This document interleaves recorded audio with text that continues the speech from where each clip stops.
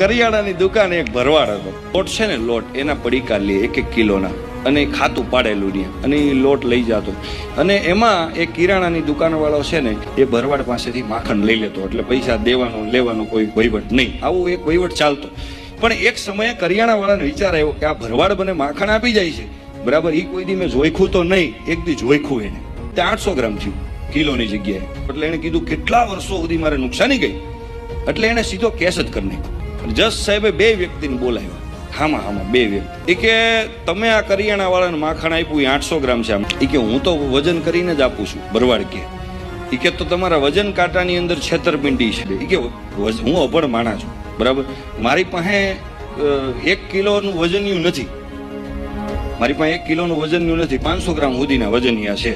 અને એક તો કે તમે વજન કેમ કરો? કે હું આ કરિયાણા વાળા પાસેથી 1-1 કિલોનો જે લોટ લઉં છું ને, બરાબર, એ મૂકીને હું સામું વજન કરું છું, બરાબર.